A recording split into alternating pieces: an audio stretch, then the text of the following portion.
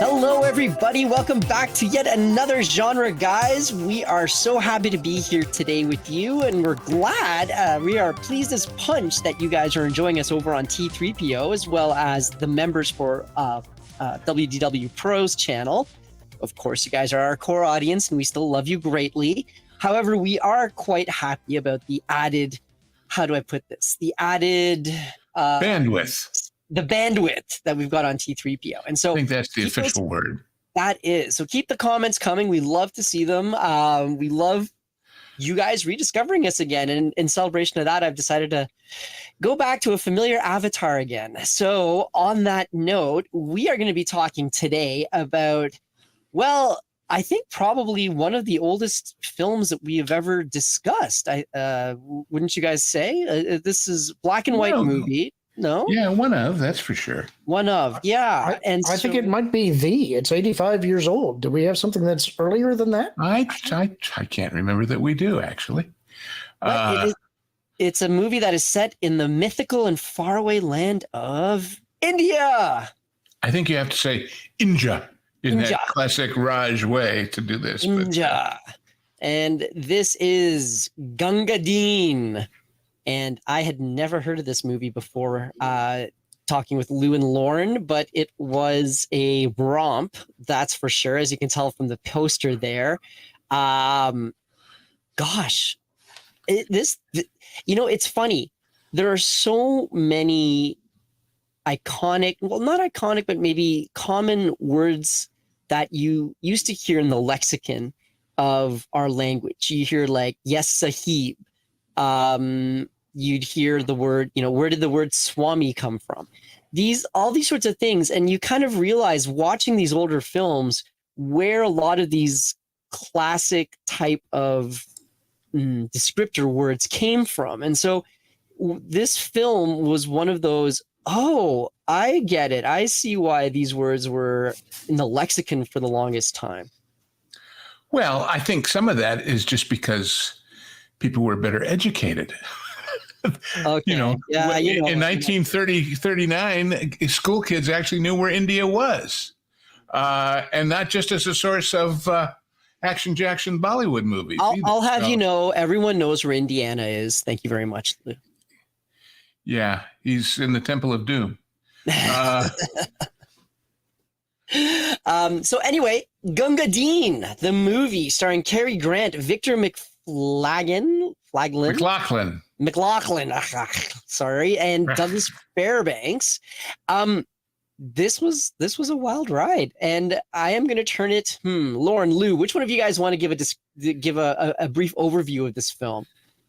Well, let's not all rush in at once. Yeah, right. Seriously. First of all, I think it's fun that it says inspired by Rudyard Kipling's heroic lines. Yes, because they didn't really even use the whole damn poem, let alone the other stuff about him.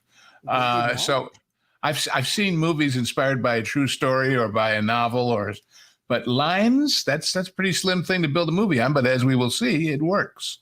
There you go. You may talk of gin and beer where you're quartered safe out here and you're sent to penny fights and Aldershot it. But when it comes to slaughter, you will do your work on water and you'll lick the blooming boots of him that's got it. Aldershot it and got it. Kipling. What a wonderfully crazy guy he was. Now, in India's sunny clime where I used to spend my time, a servant of Her Majesty the Queen, of all them black-faced crew, the finest man I knew was our regimental beastie, Gunga Din. Now, beastie, you should know, is not as we think of it, B-E-A-S-T-Y or whatever. The beastie was the water boy who had this big skin bottle, flask, whatever you want to call it. I can't think of the right word. And would run around to the men fighting on the lines and give them a sip of water because it was so hot out there. Mm-hmm. Anyway, this is a story of old India and the British Raj. And many years before this takes place, this group called the Thuggees, T-H-U, that's where our word thug comes from. Yeah, which was something else. I had no idea. Oh, yeah, sure. I didn't realize that was where this came from. Anyway, yeah, well, it was a death cult that worshipped the goddess Kali, the god of death and murder, with she had 8 or 10 arms and Yep. Not a very nice gal. Anyway, their big deal was killing people quietly in the dark by strangling them with a scarf. And they raised up a major rebellion against the English, which was put down. The fiction of this story is that it's 50 years later and they're going to try again. Mm-hmm. And the English don't know it. And the English are out there patrolling, and they find that one of their patrols to a distant outpost, the telegraph line goes dead. They go out there and everybody's dead. And they realize they may have a problem on their hands. But meanwhile, there are these three sergeants. And I always found it interesting that all three of them are sergeants. Nobody's a superior rank. And those are played in this, of course, by Cary Grant and McLaughlin and Douglas Fairbanks. Fairbanks Jr., yes. Now, of course, Douglas Fairbanks' father was a famous big movie star in the silent era and then into the sound. And his son at this point was just coming into his own. Later, of course, everybody in our generation probably knows him better because he made more sound movies and was in TV shows and all sorts of things. But anyway, the three of them are buddies and through it to the end and going to stay in the Army their whole lives. And they're capable fighters and leaders of men, but they're not the boss, which is what makes them accessible, I think, to the audience. Anyhow, they get put in charge of this venture out to see what happened to the missing people. And they find out what happened, and the war ensues. I mean, that's really the plot, such as it is. However, the subplots are that, much to the surprise of the other two, Doug Fairbanks' character is about to get out of the Army because he has found love, and he's going to marry his wife and settle down, and they're really upset about it. Start a tea business. Yes, he's going to go in the tea business. And they cannot imagine how one of their compatriots who was used to all the action and adventure of the Army could settle down that way. Not even, shame on them, when they meet the wife, because Joan Fontaine is a lovely lady. And by the way, for those who did not know, her sister in real life, Olivia de Havilland. Oh. And her name was also de Havilland, and she changed hers because her sister already had a career going when she got started. Anyhow, this all builds up to them versus the Tuggees, and a temple with gold and secret rituals. Yeah, that was something I was going to bring up because it's an important plot point as well, that Cutter is very much interested in becoming rich, and he's constantly buying these maps from locals to find emerald. Treasure maps, basically. He's kind of the sucker of the group who's always looking for the way to make their fortune. And share alike. So, and Cary Grant character on the left there, right? And Gunga Din is their acolyte, you should pardon the expression, who, although he is, of course, Indian and therefore ineligible to be in the real Army because of the racial attitudes of the day, he sure wants to be a soldier and not just a water boy. And he's been practicing how to, do the manual of arms and how to follow orders and take orders and whatever. And he keeps asking them, can he come along? Can he be part of it? And so when he finds a map to one of these temples and approaches Cutter with it, well, maybe we're going to go off on a little treasure hunt. Of course, what they don't know is that is the temple that is the secret headquarters of the Tuggees. And so it gets complicated, but not so complicated you can't follow it. And what you should know, obviously it goes into a big battle and people are killed and people are heroic. And the other main performer and character in this thing is not, as you would think, the British generals or officers above them. The really most important guy in the movie, other than them, is a guy they just call Guru. Back in the days when nobody in the movie audience had a guru or had ever heard of one. And he is played by a wonderful Italian actor, Edward Cianelli, I think is how you pronounce his name. And he's brilliant. And he has this great, Eduardo Cianelli, yeah. And he has this great speech where he talks about, you think you English are so fantastic. Well, we had civilizations and palaces when you were still living in mud huts and painting yourselves blue. Yeah, painting yourselves blue. He'd never seen Mel Gibson's movie, too. That's a pretty good bit of fortune telling.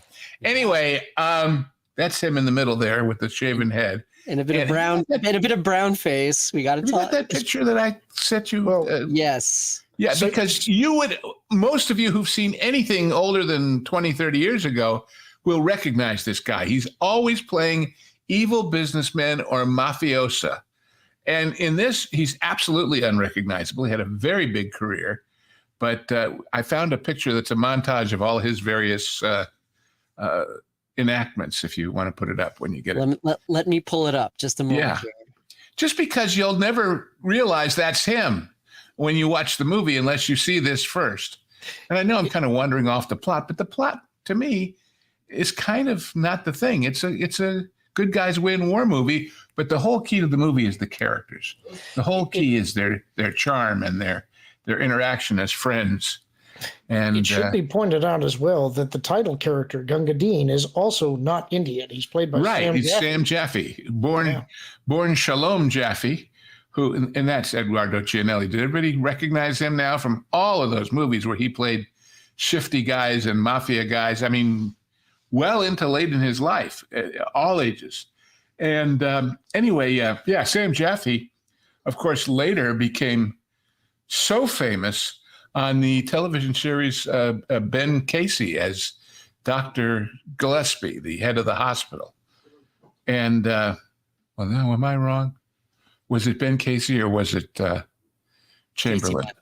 Yeah, Ben Casey, or what was the other show with Richard Chamberlain? There were two doctor shows that were big shows. Anyway, he was on one of those. He did the thing at the beginning. You're talking about Grey's Anatomy, right? No, I don't think so. No. But he did this thing at the beginning with a piece of chalk about man, woman, birth, death, infinity as the symbols of humanity. Anyway. If we feel like we're all over the map, or at least I am, it's because this thing, God, I forgot how big it is, how enormous it is. It was big. I mean, hundreds and hundreds and hundreds of extras and horses and the armaments and they built that whole village just to blow it up. This may look like India, but it's actually shot, of course, in Northern California near a town called Lone Pine, where a lot of movies were made, doubling for the Khyber Pass. But, and the sets, even that temple, granted, it's dark, so there's a lot of shadow, it's Hollywood's original version of Tiana's Bayou Adventures, for the gaps between things. Part of the reason that I wanted to cover this movie, though, is because this is the inspiration for Indiana Jones and the Temple of Doom. And in fact, Indiana Jones and the Temple of Doom is technically a sequel to this movie because it's directly referenced within the movie. Yes. And you can definitely see all of the DNA in there. I had never seen this movie, and I desperately wanted to because I knew that it was the spiritual progenitor of that movie. And I was shocked at how big and professional this production worked. You're right. The temple is in shadow, but it looks big. It looks impressive. The cavalry charge in this movie, the sheer number of players and the horses and the stunts, this has got all of my favorite things about Hollywood in it. And considering it's 85 years old, they pulled off an awful lot in what, I mean, I don't know what the production cost, but I imagine it probably wasn't anywhere near what you would spend on pictures these days. Oh, no, not even at all. Adjusted for inflation. Well, and the other thing is, in a movie like this that takes place in a vast, deserty, rocky wasteland, when the English army is approaching, by God, you got to see them stretched out for a couple of miles, and they're all there. I thought it was all CGI.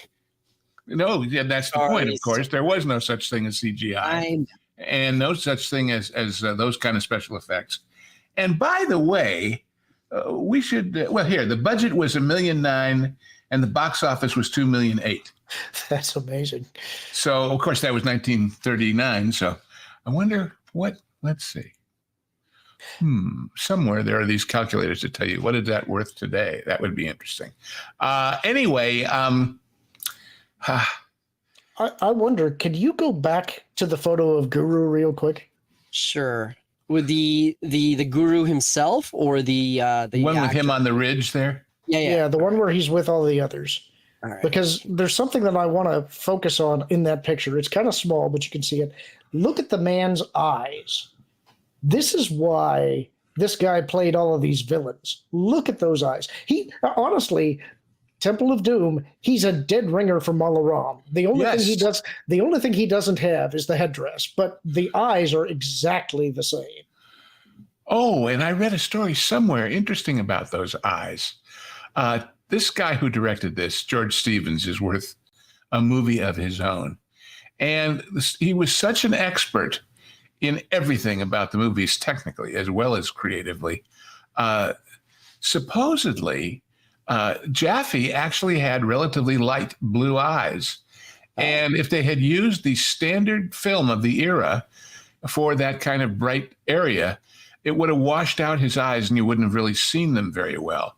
So this guy knew, and his cinematographer knew, that if they used a totally different film stock that accentuated blue tones, it would not only bring his eyes to the foreground, it would make the skies darker and more threatening out there in the middle of the desert.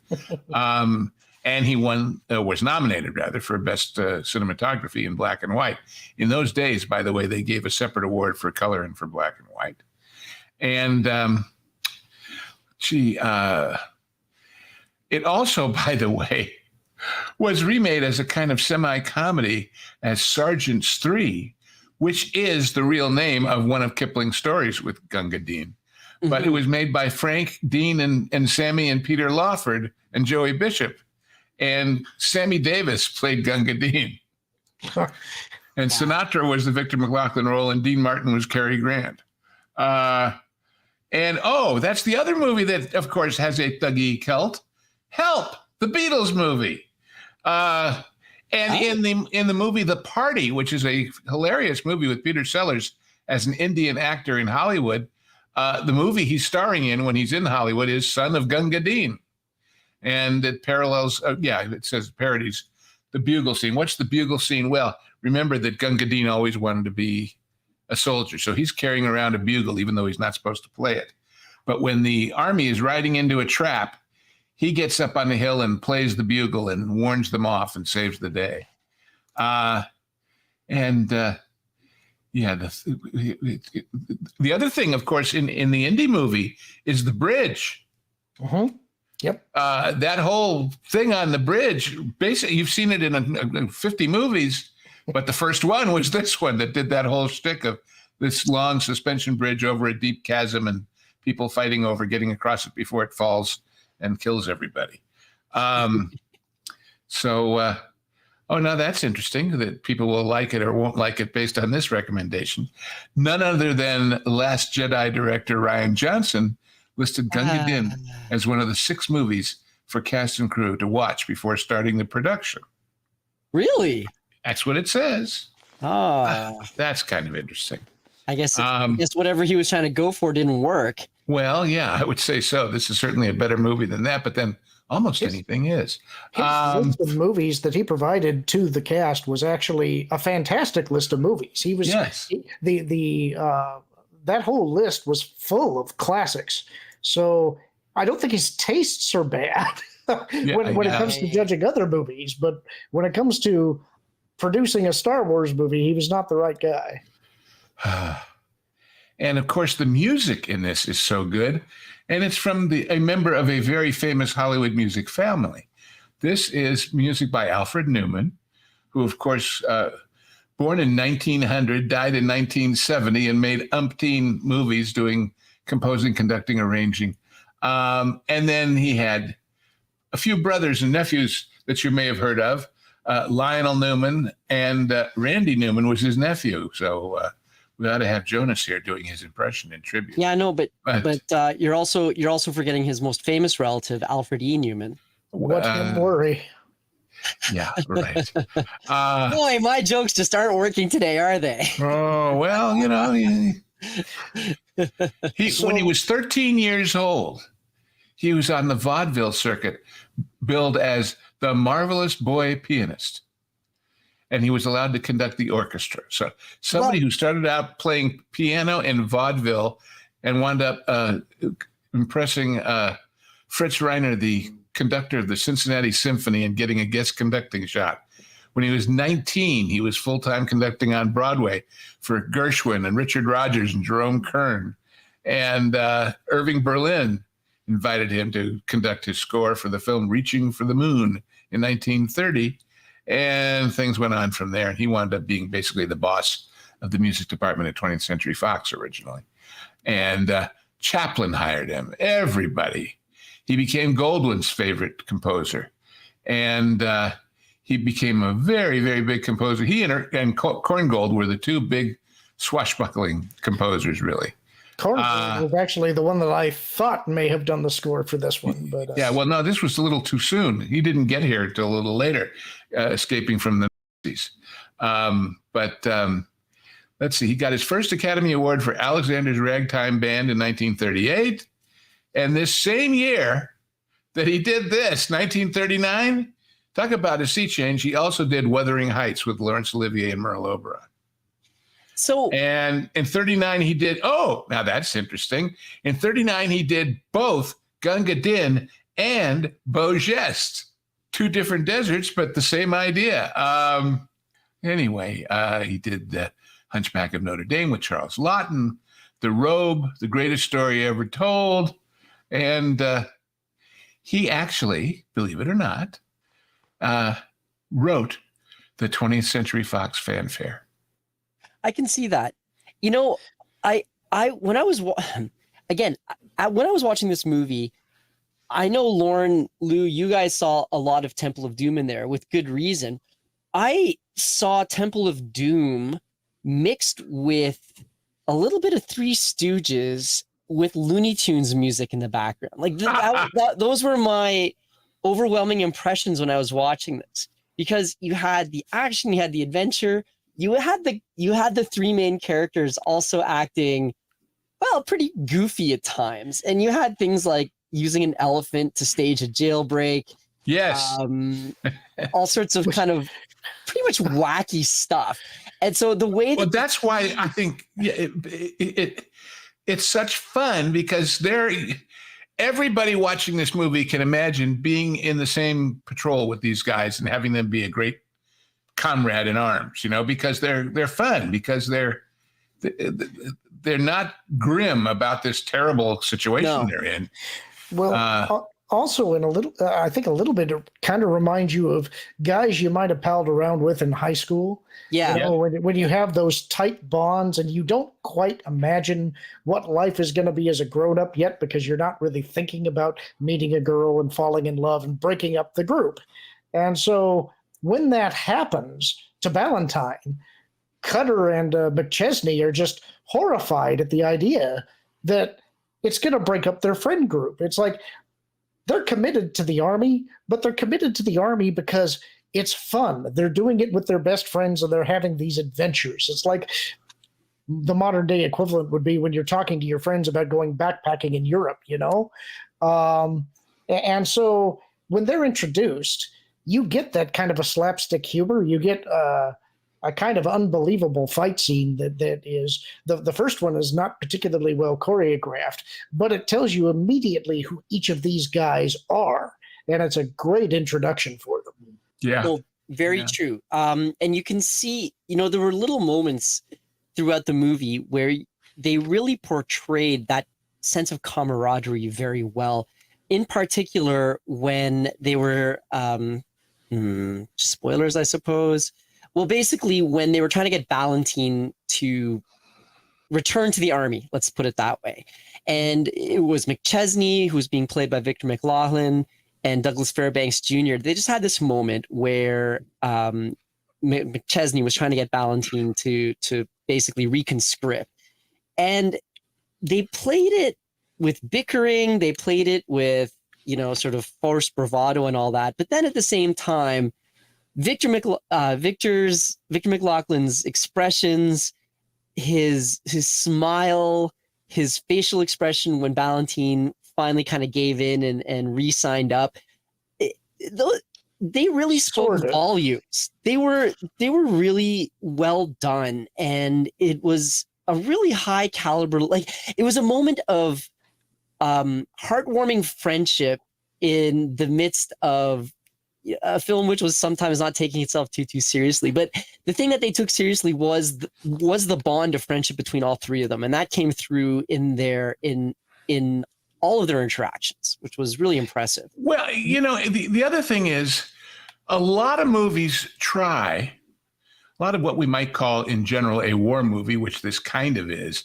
try to have adventure and action and daring do, and also have comic relief or fun and a little bit of romance. This has it all. And there is no one part of it, although obviously the battle scenes are bigger in scope, that takes second seat to the others. It's all of a piece. And it's these guys. And by the way, they all kind of changed back and forth in the run up to the production as to who was going to play which part. Originally, they wanted Cary Grant to play the guy that's going to get married. And he said he'd rather play the kind of goofier guy because he wasn't doing enough comedy for his career and he wanted to show that range. So the idea that, you could have made 3 movies. If this was now and it was a stunt for network television, they would have done it on 3 nights with each of them taking a different part. It's the kind of thing that got done later. But, and then the romance is real. It's brief. It's side, but it's real. The way that they razz the guy that they want to replace the one that's retiring is wonderfully fun. The stuff with the elephant, my God, what a, and the elephant gets credit. So-and-so the elephant in the opening credits. By the way, Alfred Newman, 9 Oscars. Wow. More than any other musical person in the history of the movies. And what's interesting is he did this way back near the beginning of his career. He also did a movie we're going to do soon. Airport was his last movie.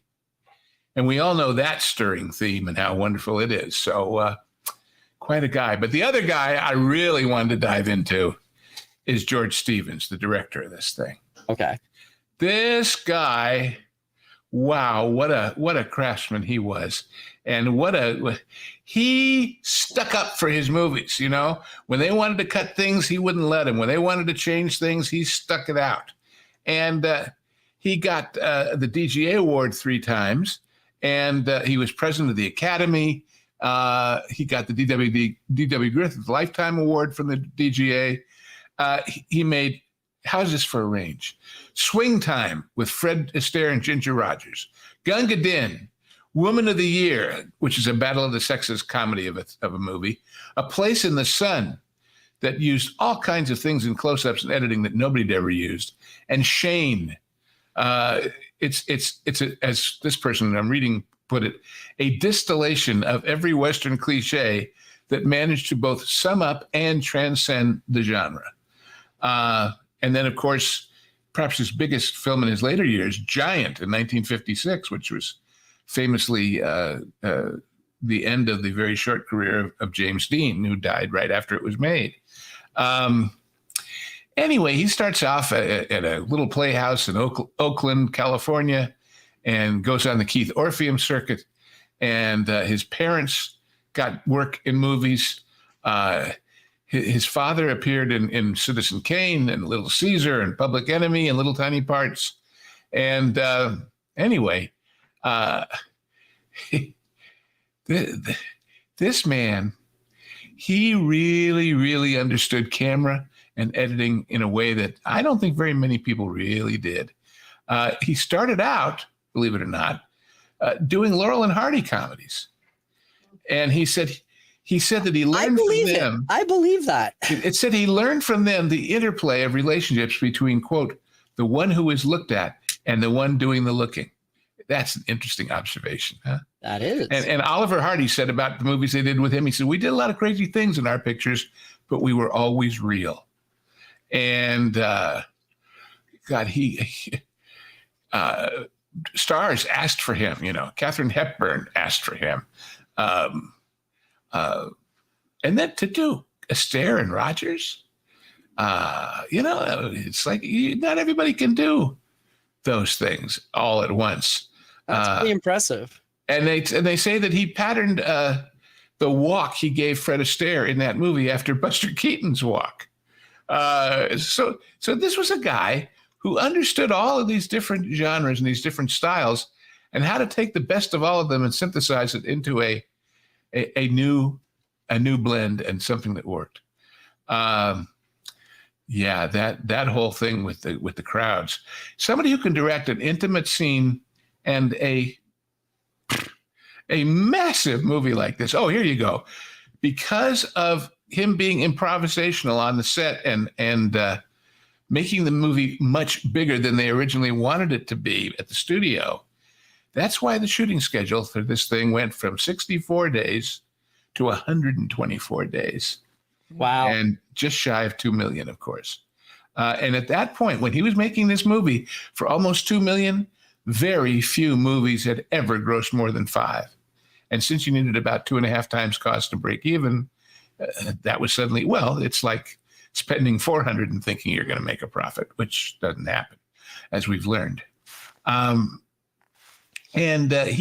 because he made such films that were successful, he probably had more. He and Cecil B. DeMille and Frank Capra were the 3 guys that had more room to stretch things if they wanted to. He also, by the way, was in a combat motion picture unit, and he was there filming the landings on D-Day. He shot both the liberation of Paris and the liberation of Dachau, and his footage was used as evidence at the Nuremberg trials. And they say that his tone after that changed. He just his wife at that time said he was a very sensitive man. He just never dreamed, I'm sure, what he was getting into when he enlisted. And it told him that he said that it made him know that movies had to be more than entertainment. They had to be socially meaningful. And anyway, this is a guy with a life that few people have ever lived, I would say. Sounds like it. Just amazing. Anyway. Lorn, I kind of have a question, not so much about the technical parts of the movie or the people that are behind it, more a particular plot point.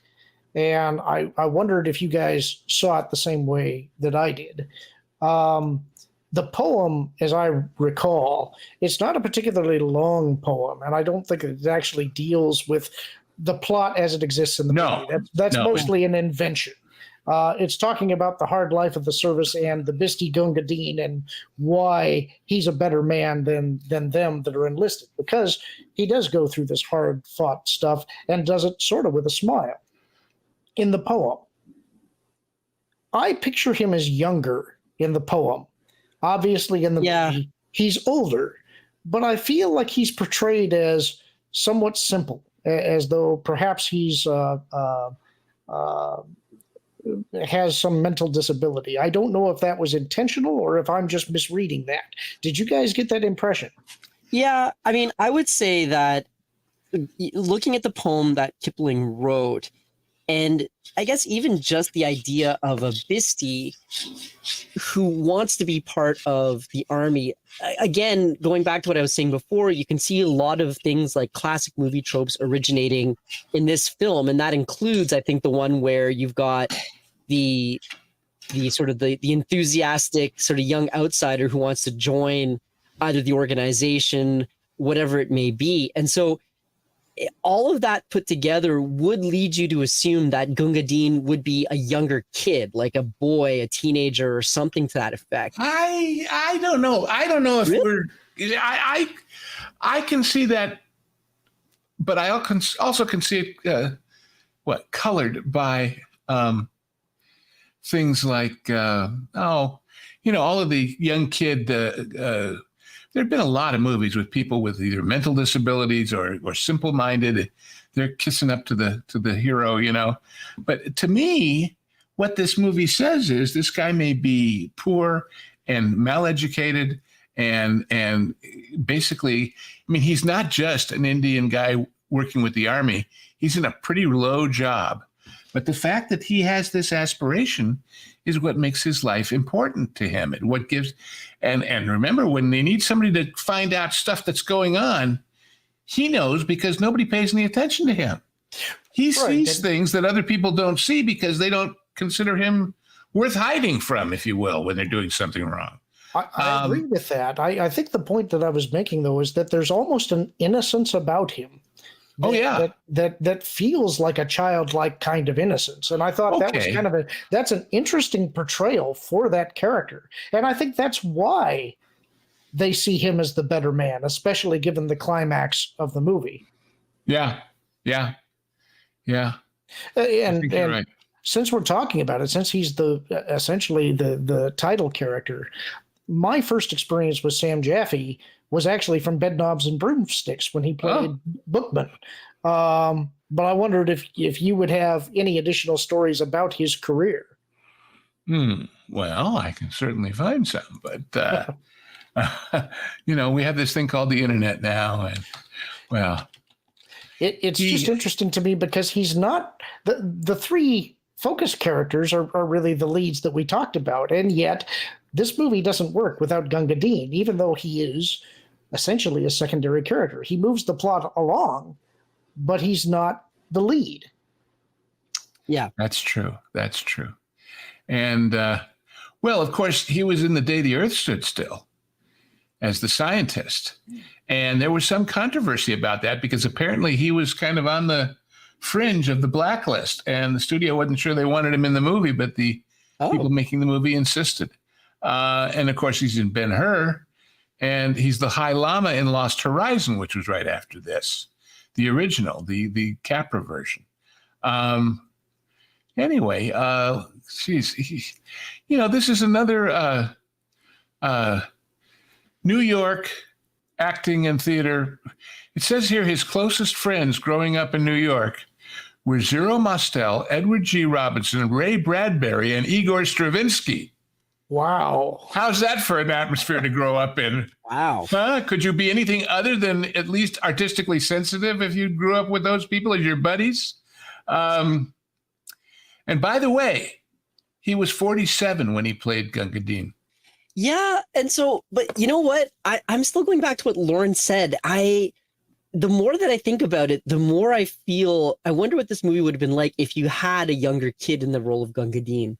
I mean, not that he didn't do a good job. He did a very good job. I thought, it was, he was great as it, but it would be interesting to see how that dynamic would have shifted.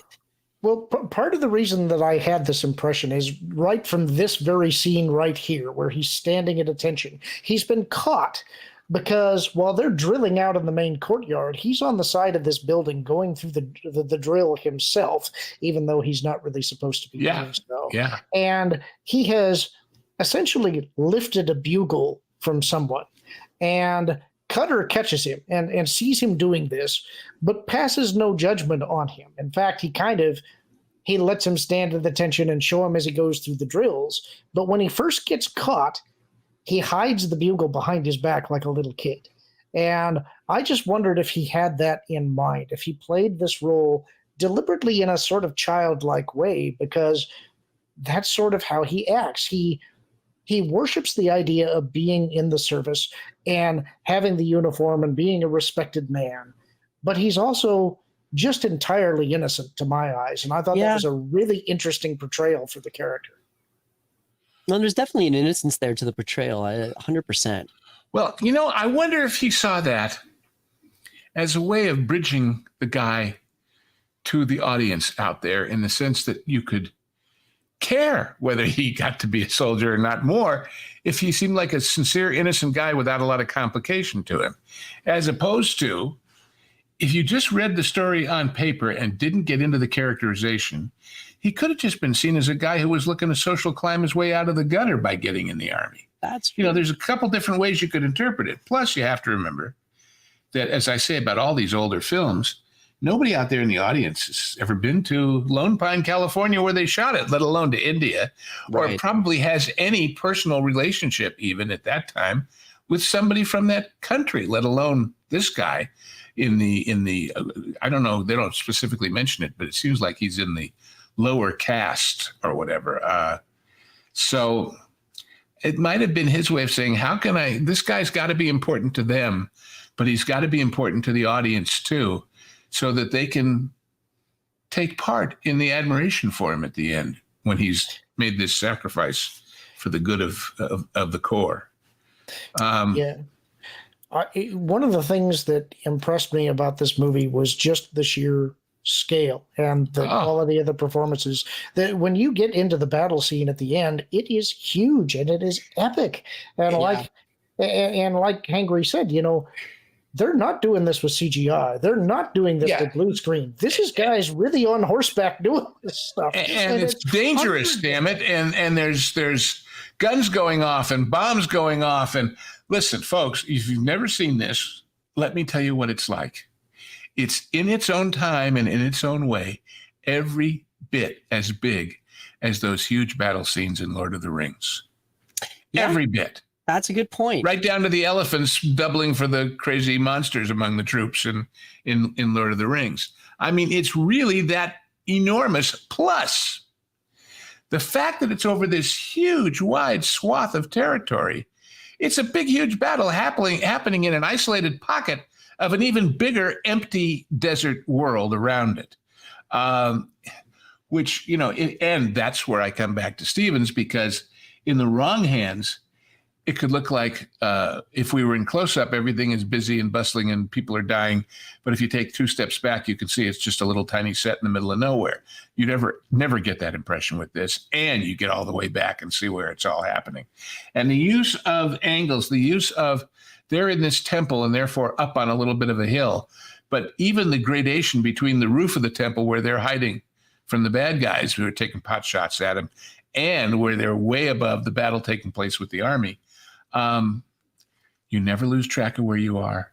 You never lose track of the relationships between these various groups of people. You always feel totally comfortable. Now, why is that important? Some people might ask. And it's a good question.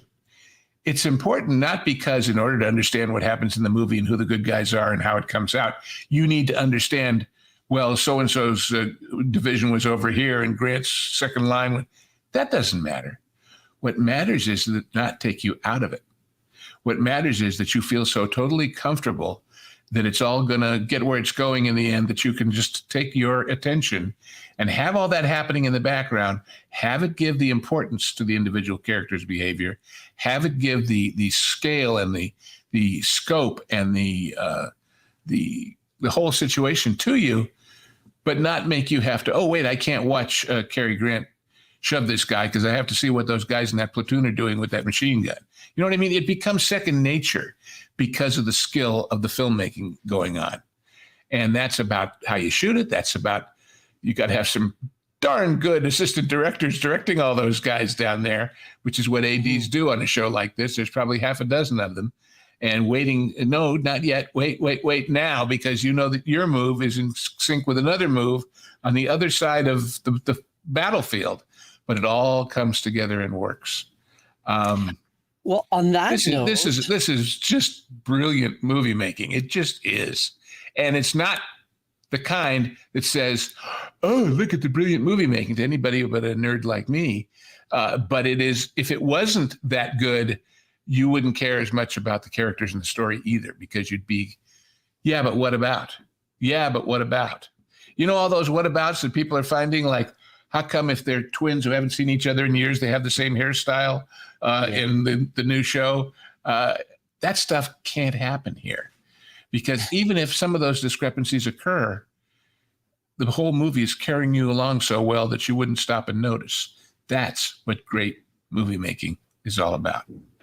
So you guys have both talked, you've preempted us because you've both talked about the things that you like very much about this film. Are there any parts that left you feeling a little cold or short or the like? Lorn? No, this movie I loved thoroughly. A lot of the movies that we have talked about, I either already own or have watched before. This is one that I hadn't.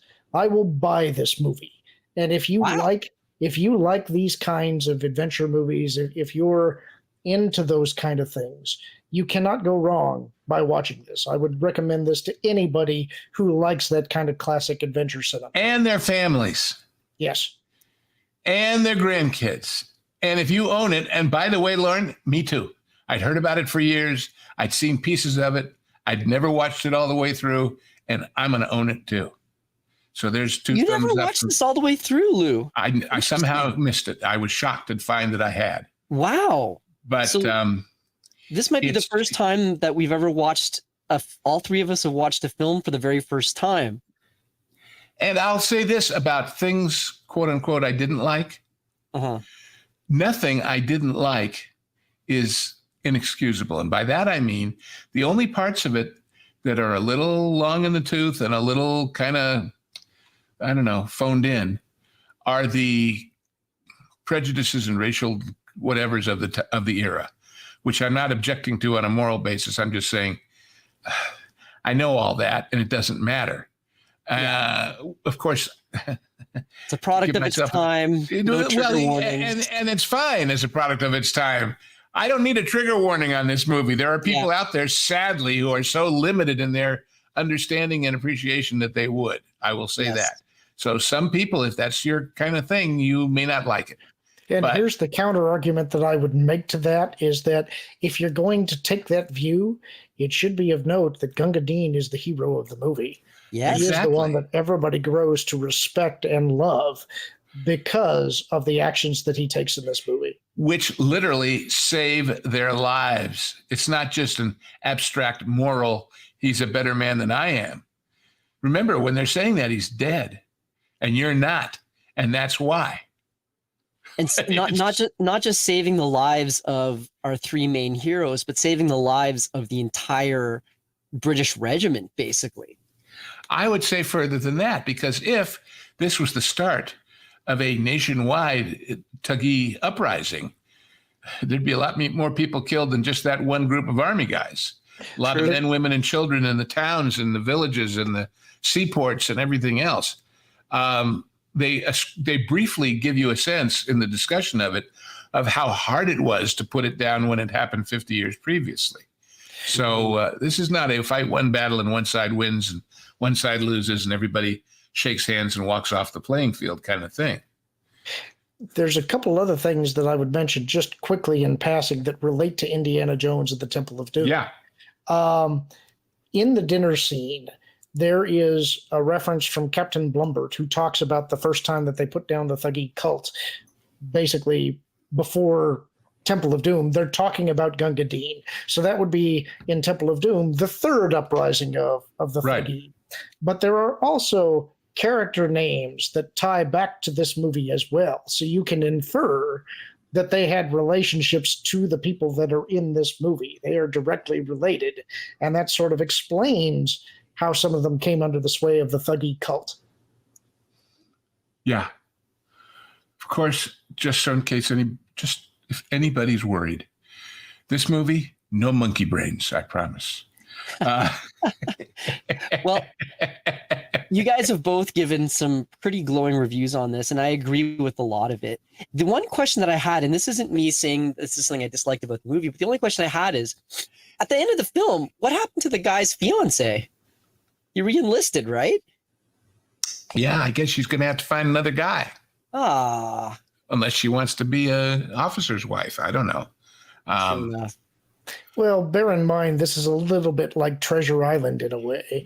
Treasure Island was written by Robert Louis Stevenson for his young stepson. And his stepson's request was that they have a fun adventure story with pirates and no girls. The girl is thrown in here to give you a slight romance element, but it's really a boy's adventure story, and that's why these guys are... Wait, you mean it's not a princess IP? No, certainly. Darn.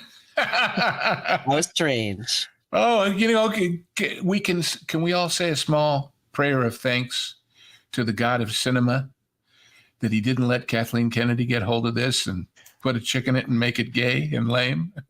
Could you imagine? That would have been wild.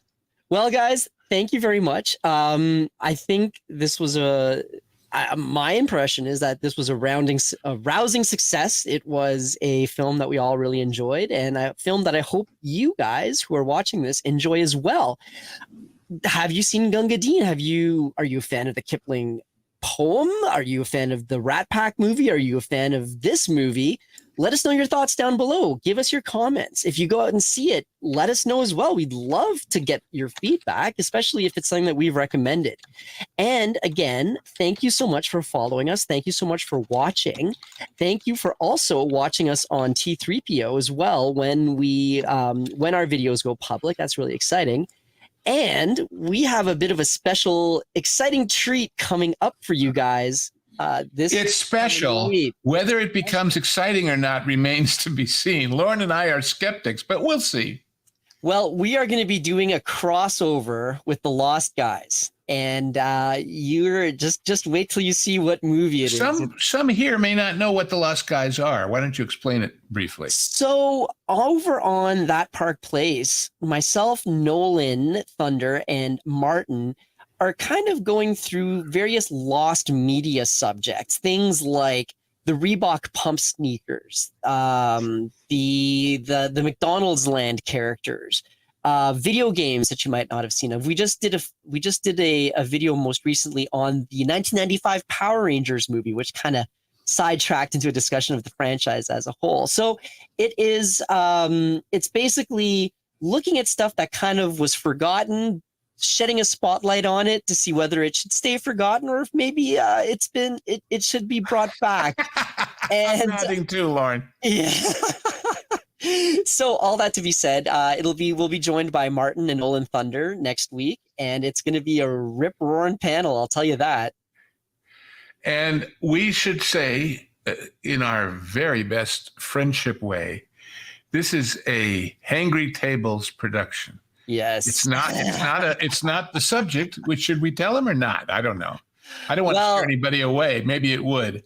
It's a very strange movie with a very strange history and a big star and bizarreness. And we don't know because we haven't really watched. I've been afraid to watch it all these years because it looked so much like I wouldn't like it. And I'm going to find out because the other guys on the channel, Culture Casino, Lorena Creole talk about, well, we saw a movie or a TV show or even a theme park ride, so you wouldn't have to. Well, this might turn out to be, for Lorn and I, that kind of a moment. We shall see. Because if you thought our Bollywood movie was strange or an odd choice, and it was, I admitted it, but it was fun. This, I don't know, but we'll find out. We'll find out. I might be run out of town by all of you guys for this, but I will say that this is a film which was directed by the creator of the lightsaber from A New Hope. And we'll leave it at that. And it may sting like the light whip from the new show. On that note. We'll see. We'll see. And if you don't like it, don't give up on us because the week after that is a wonderful, charming, fantastic, maybe forgotten a little bit movie. But I don't know if you guys have seen our next movie after that with, among other people, Burt Lancaster and Peter Riegert. And if I mention both those two things, I think some of you out there will get it and will remember it so fondly. And the music and the mystical, wonderful, beautiful movie that it is. So don't give up on us. We got others coming too. And yes. By the way, if you're watching them again over on T3P, however, XYZ. T3PO. Yeah, I get some of those letters so confused. I think I'm saying LGBTQ, and that would not be right. Give us a comment again. See, have you watched it since then? Have you given it more thought because of what we said the first time? Make them connect because that will draw people from there over here and here over there. And that's all a good thing. And more good things are coming. Exactly. So guys, thank you very much for sticking with us. Thank you for allowing us to gush over this movie. And please watch it. I mean, it'll cost you what, a couple bucks to rent it on Amazon. And you're going to want to buy it. I'm warning you right now. You're going to want to have this in a treasured place in your collection, just as Lorn and I are doing. And on that note, we will see you next time. Thank you so much. Talk to you soon. We hope you enjoyed that special presentation of The Genre Guys here on 23PO. Be sure to subscribe to this channel for more content like it. And if you want to enjoy every episode of The Genre Guys as soon as they are released, be sure to become a member at WW Pro's YouTube channel. What were your thoughts on this amazing film? Let us know in the comments below, and thank you so much for watching. T3PO. Please comment, like, and share this video, and don't forget to subscribe to That Park Place Podcasts Online, your source for exclusive content and highlights from WDW Pro, The Pro Show, and That Park Place for all the news that should be fun.